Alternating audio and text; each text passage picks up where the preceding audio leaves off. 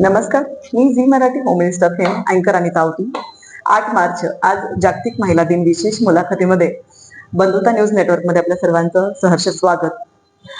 आजकाल महिला पुरुषांच्या खांद्याला खांदा मिळवत प्रत्येक क्षेत्रामध्ये कार्यरत आहेत. आज आपण एक अशा महिलाला भेटणार आहोत जिने आपलं बालपण अगदी हालाकीच्या परिस्थितीमध्ये घालवले असून प्रत्येक अडचणीच्या गोष्टींना सामोरे जात कोणत्याही परिस्थितीला न डगमगता आज एक यशाच्या शिखरापर्यंत पोहोचलेली आहे. आपल्या संसाराचा गाडा सोबत ठेवत आज एक उत्कृष्ट पद्धतीचं कार्य, आपलं प्रोफेशन आणि संसार, त्याचबरोबर समाजकार्य या सगळ्या गोष्टी सोबत घेऊन एक आदर्श असं व्यक्तिमत्व समाजासमोर ठेवणारे आपल्या सांगली शहर पोलीस दलातील आदरणीय कर्तव्यदक्ष हवालदार वंदना डामसे मॅमना आपण भेटणार आहोत. नमस्कार मॅम. आपलं महिला दिन विशेष मुलाखतीमध्ये सहर्ष स्वागत. आपल्याला प्रथमतः जागतिक महिला दिनाच्या खूप शुभेच्छा. तुम्हालाही सर्वांना खूप खूप शुभेच्छा. धन्यवाद. तुमच्या जीवनामध्ये घडलेले संघर्षमय प्रवास आणि काही परिस्थितींना तुम्ही सामोरे जाऊन आज या क्षेत्रापर्यंत कसे पोहोचलेला आहात? लहानपणापासूनच वडिलांची सावलीच नव्हती. आई वडील दोघं विभक्त असल्यामुळे आई रेल्वेमध्ये फळं विकून आईनं माझं शिक्षण पूर्ण केलं. मी MA पर्यंत शिकले. MA माझं फर्स्ट सेकंड हिंदी झालेलं आहे.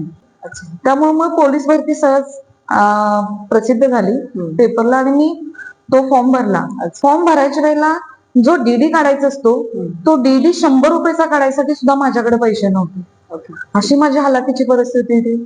आणि भरतीला गेल्यानंतर सुद्धा भरतीला जाताना तो मिरज तो सांगली जायला रिक्षाला सुद्धा पैसे नव्हते.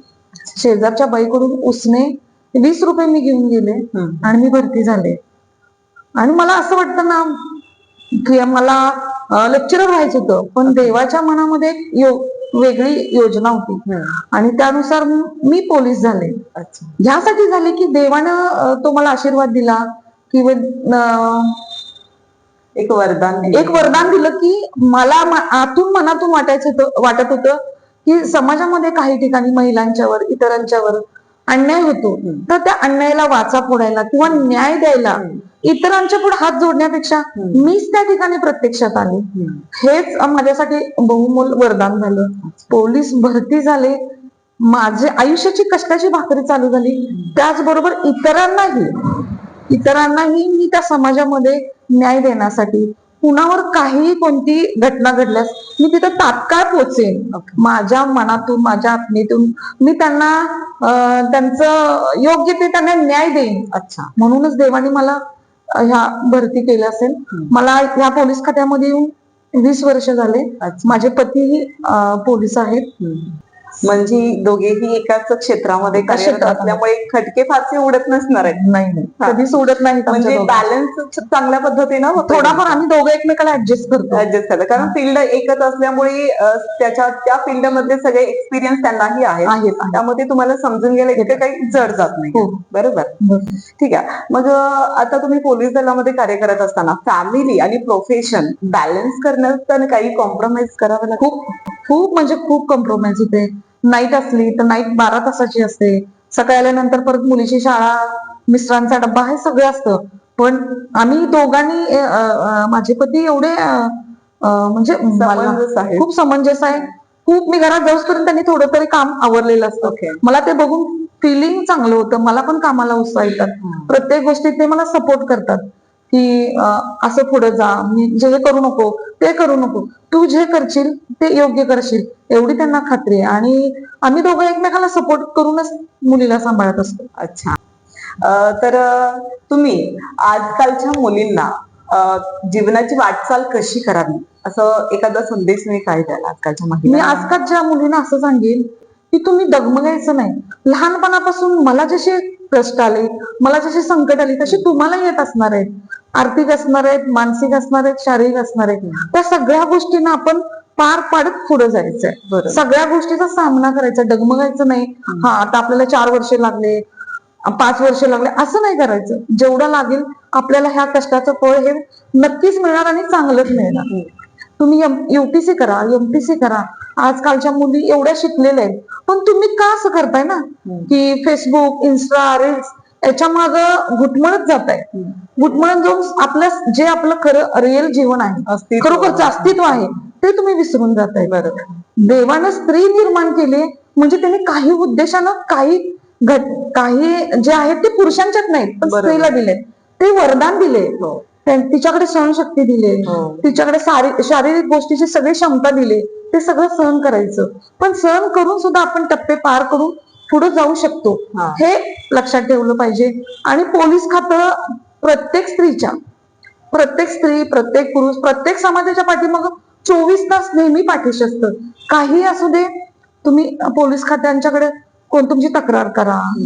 त्यांची मदत कोणत्याही अडचणीच्या वेळी तुम्ही त्यांची मदत घेऊ शकता. कोणतंही संकट येऊ दे, अडचणी येऊ दे, जिथे तुम्हाला कोणाचाही आधार नाही वाटत त्या ठिकाणी तुम्ही पोलिसांचा आधार नक्कीच घेऊ शकता. मुलींसाठी आजकाल 24 तास पोलिसांची सेवा उपलब्ध आहे आणि अनेक गोष्टींच्या सोयी उपलब्ध केलेल्या आहेत. हेल्पलाईन्स आहेत, काही डायल 112 आहे.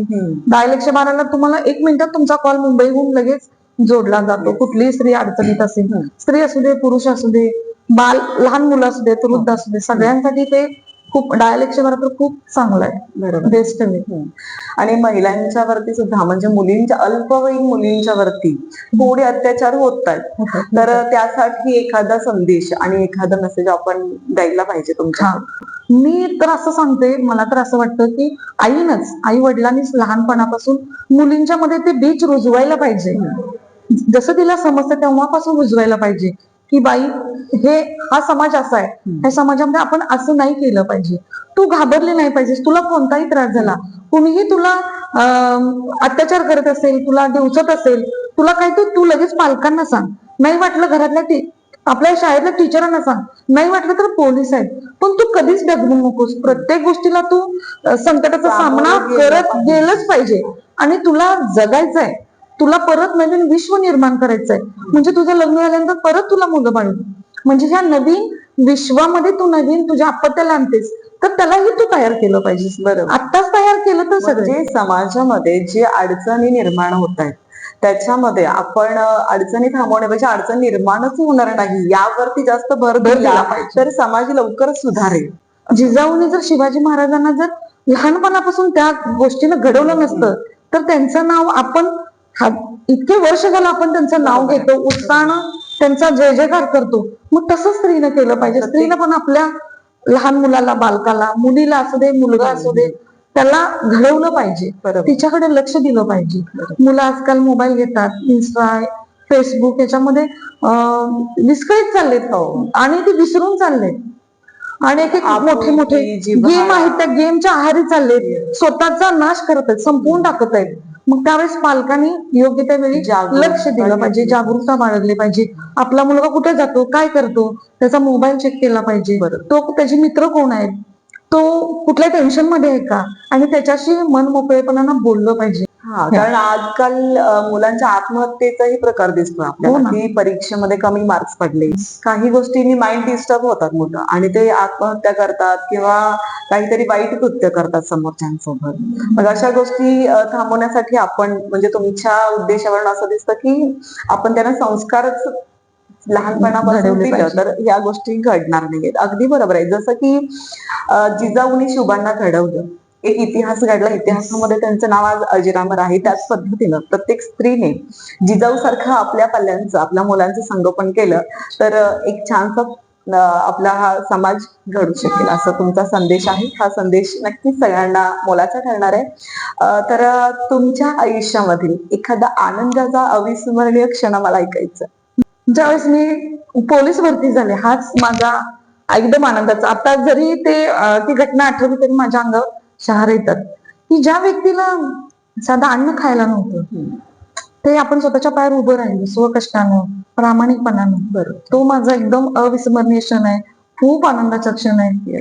हे मला वाटतं. तुमच्याकडे बघून आज खरंच असं वाटतं की प्रत्येक समाजातील मुलींनी असेल, महिलांनी असेल, एक प्रेरणा घेतली पाहिजे की बाबा यांच्याकडे अगदी शाळेच्या फी पासून जेवणापर्यंत, शाळेला जाण्यापर्यंतच्या अडचणी होत्या, पैशापासून खाण्यापर्यंतच्या अडचणी होत्या.